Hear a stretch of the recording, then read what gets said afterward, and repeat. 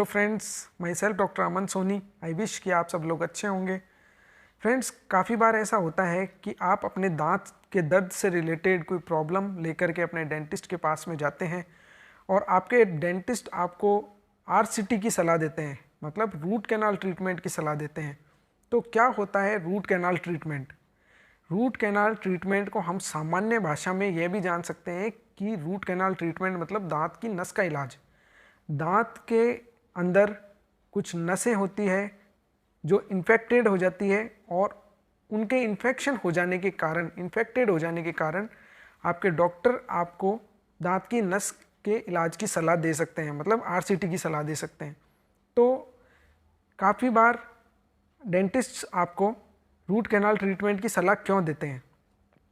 Root canal treatment की ज़रूरत अक्सर या तो आपके दांत कैरियस होने के कारण, मतलब अगर आपके दांत में कैरीज लग गई है और कैरीज आपके दांत को डीपली इफ़ेक्ट कर रही है, मतलब जैसा कि मैंने आपको पहले भी बताया था कि दांत के ऊपर दो लेयर्स होती है, इनेमल और डेंटिन।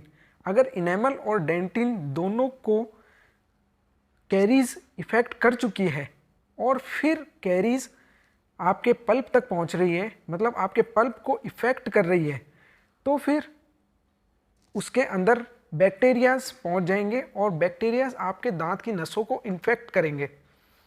वो इन्फेक्शन को दूर करने के लिए आपके डेंटिस्ट आपको रूट कैनाल ट्रीटमेंट की सलाह दे सकते हैं।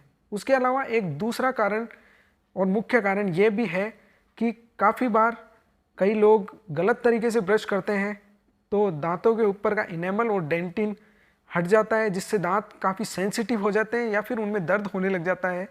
तो भी आपको आपके डेंटिस्ट रूट कैनाल ट्रीटमेंट की सलाह दे सकते हैं।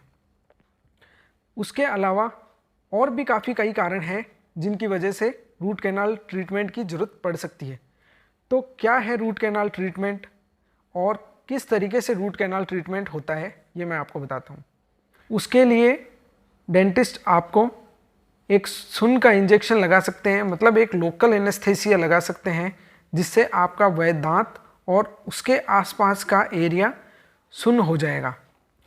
उसके बाद में आपके डेंटिस्ट उस दांत के कैरियस पार्ट, मतलब जो हिस्सा दांत का गल चुका है, उस हिस्से को वहाँ से अपनी मशीन से रिमूव करेंगे और रिमूव करने के बाद में उसमें एक कैविटी बनाएंगे। वो कैविटी इसलिए बनाई जाती है ताकि आपके दांत की नस तक पहुंचा जा सके। कैविटी बनाने के बाद में आपके दांत की नस के अंदर कुछ फाइल्स डाली जाती है। वो फाइल कुछ सुई की जैसे दिखाई दे सकती है।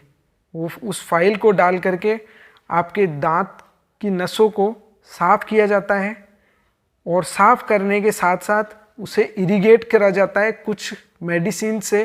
इरिगेशन मतलब उसको साफ़ किया जाता है कुछ दवाइयों के द्वारा। उसको साफ़ करने के बाद में और उसके अंदर मटेरियल डाला जाता है।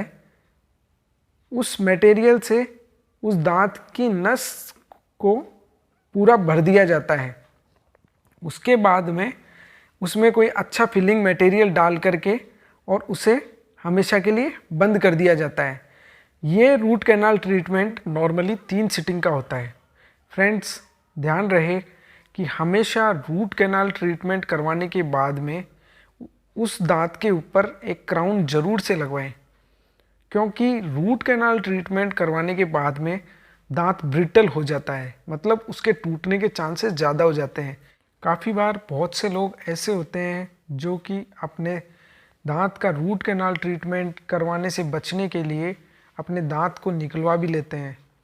तो दांत को निकलवाने के बाद में वहाँ पर दूसरा दांत लगवाना ज़रूरी रहता है। तो कई बार दांत दूसरा लगवाना रूट कैनाल ट्रीटमेंट से महंगा भी पड़ सकता है।